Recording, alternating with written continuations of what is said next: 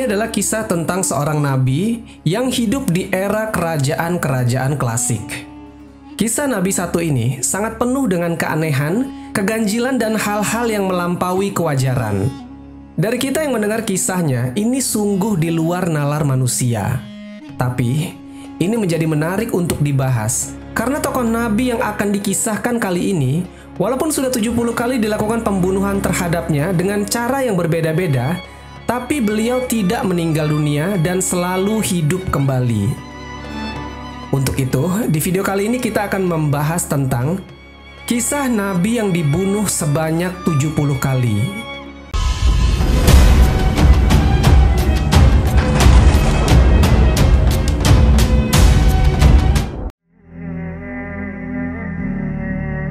Assalamualaikum warahmatullahi wabarakatuh, Sobat Jazirah Ilmu yang dimuliakan Allah.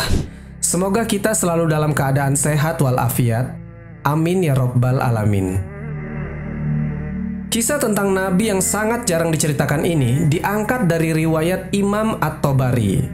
Terdapat khilaf dari para ulama, ada yang mengatakan beliau adalah seorang Nabi, ada pula yang mengatakan beliau adalah seorang waliullah yang karomahnya atau kesaktiannya seakan setara dengan nabi-nabi utusan Allah Subhanahu wa Ta'ala.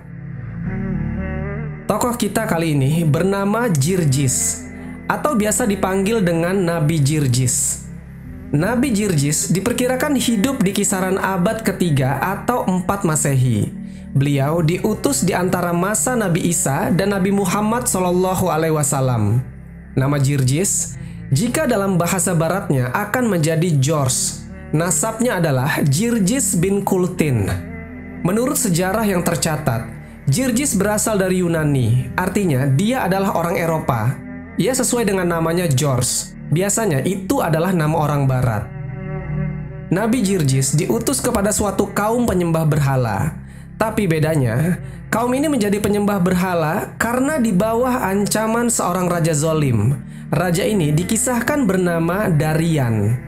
Jadi ketika itu teman-teman, Raja Darian ini membuat 70 berhala yang diletakkan di dalam istananya untuk disembah orang-orang. Nah, tepat di depan istana raja ini, ada semacam galian tanah yang cukup luas dan tidak seberapa dalam. Nah, di galian tanah itu dibakarlah kayu-kayu hingga menjadi bara api. Rakyatnya saat itu yang tak mau menyembah berhala akan dilempar ke dalam lubang api tersebut. Sang raja memaksa, jika ada satu orang saja yang tidak mau ikut menyembah berhala, maka dia harus dihukum mati, entah dilempar ke lubang api itu ataukah dengan metode penyiksaan yang lain.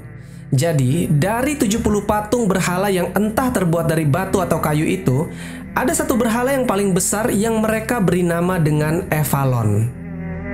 Akhirnya, banyak ketika itu penduduk yang lebih memilih dihukum mati daripada mereka harus menyembah Avalon dan menyekutukan Allah Subhanahu wa Ta'ala. Diceritakan bahkan sampai ada 34.000 orang yang mati di tangan Raja Darian ini ketika itu. Akhirnya karena semakin hari jumlah penduduk yang dibunuh semakin banyak jumlahnya, maka Allah Subhanahu wa Ta'ala utus seorang wali atau nabi kepada mereka untuk menyadarkan Raja Darian yang kejam ini. Sobat Jazirah Ilmu yang dimuliakan Allah, pada suatu hari Nabi Jirjis mendatangi sang raja zolim dengan nada yang lembut. Nabi Jirjis berkata, "Hai Darian, mengapa engkau tunduk dan menyembah patung-patung berhala itu? Mereka kan tidak bisa mendengar apalagi melihat. Dan bahkan patung-patung itu tidak bisa menolongmu, apalagi dia menolong dirinya sendiri." Raja Darian menjawab, "Sesungguhnya hartaku, tahta kerajaan ini semua, dan segala kemegahan yang kumiliki sekarang, itu semua kudapatkan sejak aku menyembah berhala-berhala itu. Dan lihatlah dirimu, aku tidak melihat kesenangan dan kemegahan pada dirimu sebagai hasil penyembahanmu pada Tuhan yang engkau agung-agungkan itu." Kemudian Nabi Jirjis menasihati Raja Darian. Beliau berkata, "Sesungguhnya segala kenikmatan dan kesenangan di dunia ini akan hilang jika kita meninggal dunia. Sedangkan nikmat akhirat yang Allah Subhanahu wa Ta'ala anugerahkan kepadaku akan berlangsung selamanya." Setelah dialog itu, kemudian keduanya berdebat dengan sengit. Tapi Nabi Jirjis berhasil menyudutkan sang raja, bahwasanya apa yang dia lakukan adalah kesalahan besar. Nah, karena ego dan gengsinya sebagai seorang raja, saat itu Raja Darian tidak terima, dia kalah debat. Akhirnya Darian pun menjadi marah. Dia menyuruh pengawalnya untuk mengikat Nabi Jirjis, kemudian dibawakan air yang sudah mendidih. Dan air mendidih itu telah diberi daun-daun yang beracun. Disiramlah tubuh Nabi Jirjis ketika itu, hingga kulitnya melepuh, dan mulai nampak daging-daging dari balik kulit yang melepuh itu. Tak hanya sebatas disiram ya teman-teman. Jadi ketika itu mereka buat semacam tongkat penggaruk yang ujung-ujung penggaruk itu dibuat sangat tajam.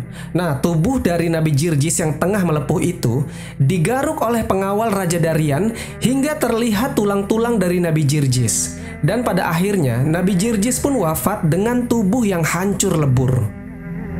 Keesokan harinya, tiba-tiba datang seseorang pria ke istana yang ternyata itu adalah Nabi Jirjis. Raja Darian yang melihatnya pun kaget.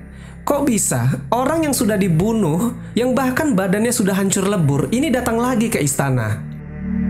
Allah Subhanahu wa Ta'ala hidupkan lagi Nabi Jirjis dengan rupa yang lebih menawan dibanding sebelumnya. Saat itu Nabi Jirjis datang dan langsung beliau berteriak dengan suara lantang kepada Raja Darian. Wahai Raja Zolim, katakanlah tiada Tuhan selain Allah. Sambil merasa kebingungan, saat itu Darian mencoba untuk membunuh Jirjis lagi untuk yang kedua kalinya. Kali ini, Darian memerintahkan pengawalnya untuk membawakan 6 pasak besi yang tajam.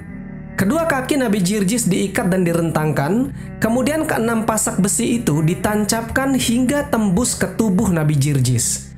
Hingga untuk kedua kalinya, Nabi Jirjis wafat dengan keadaan yang gak kalah mengenaskan. Di peristiwa ini, Allah Subhanahu wa Ta'ala utus malaikat Jibril untuk mencabuti pasak besi tersebut, dan seketika luka-luka Nabi Jirjis menutup dan sembuh saat itu juga. Untuk kedua kalinya, atas izin Allah Subhanahu wa Ta'ala, Nabi Jirjis pun dihidupkan kembali. Raja Darian kaget, sekaligus bingung. Jangan-jangan Jirjis ini tukang sihir. Tapi nggak mungkin tukang sihir bisa melakukan hal yang luar biasa seperti ini. Setelah Nabi Jirjis kembali dihidupkan, beliau berkata, Wahai Raja Zolim, katakanlah tiada Tuhan selain Allah. Raja Darian semakin murka. Dia merasa dirinya dipermalukan di depan orang banyak. Akhirnya saat itu Darian menyuruh pengawalnya mengambilkan sebuah pot besar, kemudian pot itu diisi air hingga penuh dan dimasak sampai mendidih. Setelah air sudah meletup-letup, Nabi Jirjis dimasukkan dan direbus hidup-hidup di dalam pot tersebut. Seketika Nabi Jirjis pun wafat untuk yang ketiga kalinya. Kemudian Allah Subhanahu wa Ta'ala menghidupkan kembali beliau dalam keadaan sempurna tanpa luka sedikit pun. Singkat cerita, ketika itu sang Raja Zolim Darian terus-menerus menyiksa dan membunuh Nabi Jirjis dengan cara yang berbeda-beda sebanyak 70 kali. Jadi 70 kali Nabi Jirjis wafat dibunuh oleh raja, Allah Subhanahu wa Ta'ala 71 kali menghidupkan kembali Nabi Jirjis. Bahkan di satu kitab disebutkan bahwasanya Nabi Jirjis dibunuh hingga 100 kali. Pada akhirnya, habislah akal Darian, entah mau dibunuh dengan metode apa lagi, biar Nabi Jirjis ini mati dan tidak hidup lagi. Darian dan pengawal-pengawalnya sudah kewalahan menghadapi mukjizat Allah yang luar biasa ini. Lantas, karena tak berhasil, akhirnya Darian mencoba merayu Jirjis. Wahai Jirjis, jika engkau mentaatiku, maka aku akan mentaatimu. Begini saja, sembahlah berhalaku sekali saja, maka setelah itu aku akan menyembah Tuhanmu. Bagaimana menurutmu? Mendengar tawaran dari Darian, Nabi Jirjis tak menjawab.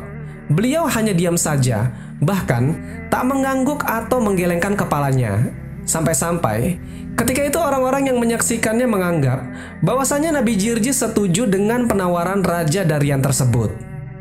Kemudian Raja Darian melanjutkan perkataannya. Dia bilang, Wahai Jirjis, aku telah berkali-kali menyiksamu dan pasti engkau sangat lelah. Sekarang menginaplah engkau di istanaku ini untuk menghilangkan keletihanmu itu. Rupanya teman-teman, Darian mencoba berbuat baik kepada Nabi Jirjis. Dia pikir Nabi Jirjis mau menerima tawarannya tadi. Akhirnya, Nabi Jirjis pun menginap di istana malam itu.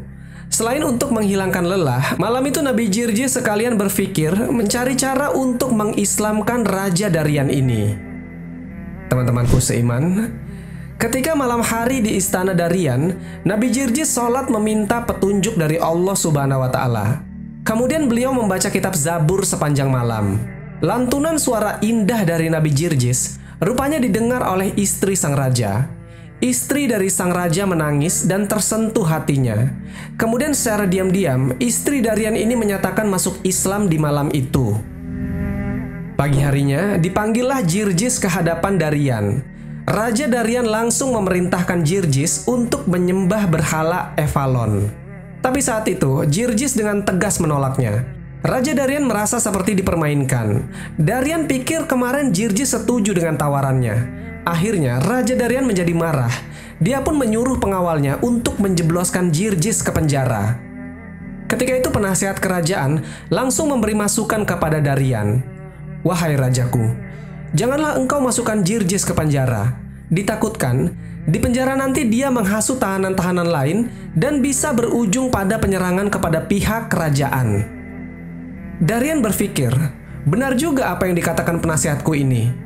Memasukkan Jirjis ke dalam penjara itu sama saja membuat masalah baru di kemudian hari. Akhirnya diputuskan ketika itu Nabi Jirjis dipenjara di sebuah gubuk tua tanpa diberi makan dan minum sama sekali. Di gubuk tua tersebut, Nabi Jirjis dipenjara bersama dengan seorang nenek tua pikun dan seorang putranya yang buta, tuli, dan bisu. Sekian lama Jirjis dikurung di gubuk itu membuat dirinya sangat lapar. Kemudian, beliau pun berdoa kepada Allah Subhanahu wa Ta'ala. Dengan cepat, Allah Subhanahu wa Ta'ala mengabulkan doa dari utusannya ini. Tiba-tiba, tiang penopang gubuk tersebut berubah menjadi hijau dan langsung mengeluarkan buah. Akhirnya mereka bertiga pun makan buah dari pohon ini sampai mereka semuanya kenyang. Sang nenek yang melihat doa dari Nabi Jirjis ini cepat diijabah, kemudian nenek ini memohon kepada Jirjis untuk berdoa kepada Allah Subhanahu wa Ta'ala supaya putranya yang bisu, tuli, dan buta dari lahir ini bisa disembuhkan Allah Subhanahu wa Ta'ala. Sang nabi pun mencoba memenuhi permintaan sang nenek. Kemudian dia mulai berdoa kepada Allah Subhanahu wa Ta'ala. Tak lama dari itu, tiba-tiba putra nenek itu sembuh. Saat itu juga dia bisa mendengar, bicara, dan melihat. Dan karena keajaiban ini, si nenek dan putranya langsung masuk Islam saat itu juga. Teman-temanku seiman, singkat cerita Nabi Jirjis berkata kepada putranya nenek ini. Beliau bilang, "Nak, pergilah ke tempat berhala Raja Darian. Sampaikanlah pada berhala-berhala itu bahwasanya Jirjis memanggil mereka." Si anak ini langsung berangkat ke tempat Darian meletakkan 70 berhala-berhalanya. Setelah sampai, anak ini langsung menyampaikan pesan dari Nabi Jirjis di depan berhala-berhala tersebut. Atas izin dari Allah Subhanahu wa Ta'ala, patung-patung berhala tersebut mencabut diri dari tempatnya dan mulai berjalan dengan menggunakan kepala mereka. Diam-diam, istri dari Raja Darian menyaksikan peristiwa itu. Dia pun mengikuti dari jauh kemana tujuan patung-patung berhala itu pergi. Nah, setelah 70 patung berhala ini telah sampai di depan gubuk Nabi Jirjis, Nabi Jirjis pun menghentakkan kakinya ke tanah dan tiba-tiba saat itu tanah terbelah menjadi dua. Ke-70 berhala tersebut masuk ke dalamnya. Tak berapa lama tanah pun menutup kembali dan hilanglah sudah 70 berhala raja yang dibanggakan itu. Raja Darian yang mengetahui kejadian ini menjadi murka. Dia langsung memanggil Jirjis ke hadapannya. Kemudian Jirjis pun datang menghadap Raja Darian. Hal ini disaksikan oleh banyak dari penduduk kerajaan itu.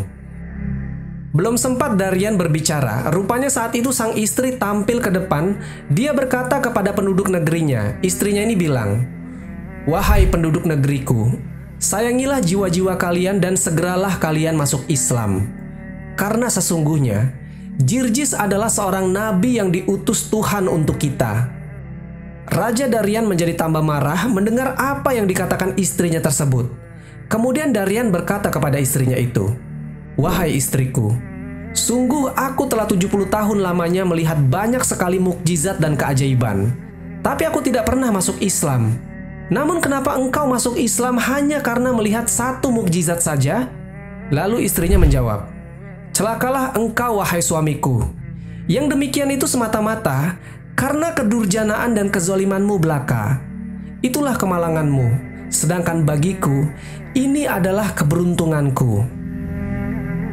Setelah istrinya mengatakan hal tersebut, kemudian Darian menyuruh pengawalnya untuk membunuh istrinya tersebut dengan cara yang kejam.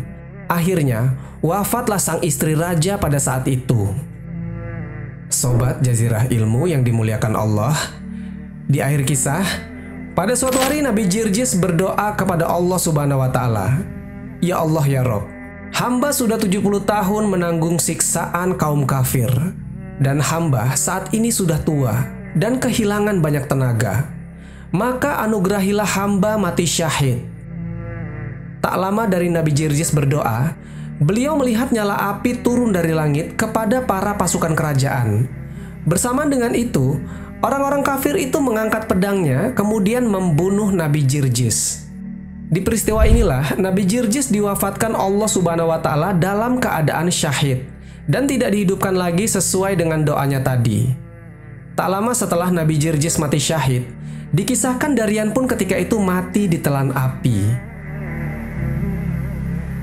Jika melihat kepada tahun Nabi Jirjis ini hidup, berarti beliau diutus setelah Nabi Isa dan sebelum Nabi Muhammad SAW. Padahal, banyak ulama juga yang berpendapat antara masa Nabi Isa ke Nabi Muhammad SAW itu tidak ada Nabi yang diutus. Jadi kira-kira selama 500 tahunan setelah Nabi Isa diangkat ke langit, itu tidak ada Nabi selain Nabi Muhammad SAW. Lalu, mengapa kisah ini ada di riwayat Imam At-Tabari? Itu bukan berarti karena Imam At-Tabari tidak mengetahui kebatilan sebuah riwayat. Bukan pula beliau tukang dongeng. Melainkan, memang begitulah metode Imam At-Tabari ini. Beliau memaparkan seluruh riwayat di kitabnya, lalu menyerahkannya kepada pembaca. Terkait kebenaran kisah itu, baik melalui disiplin ilmu hadis, akal sehat, ataupun faktor lainnya. Jika Jirjis adalah seorang nabi, tentu kita akan imani. Namun masalahnya, beliau hidup di antara masa Nabi Isa dan Rasulullah SAW, sebuah masa jeda di mana peradaban sedang mengalami fase transisi melalui perang, bid'ah, wabah bencana alam, dan kesyirikan yang kembali ramai. Masa di mana tak ada nabi di antara Nabi Isa dan Rasulullah SAW. Wallahu a'lam bishawab. Jadi itulah kisah tentang kisah Nabi yang dibunuh sebanyak 70 kali. Semoga kisah ini bermanfaat. Lebih dan kurangnya mohon dimaafkan. Yang benar datangnya dari Allah Subhanahu wa Ta'ala. Khilaf atau keliru itu datangnya dari saya pribadi sebagai manusia biasa. Sampai ketemu di kisah-kisah seru yang penuh makna selanjutnya. Saya akhiri. Wassalamualaikum warahmatullahi wabarakatuh.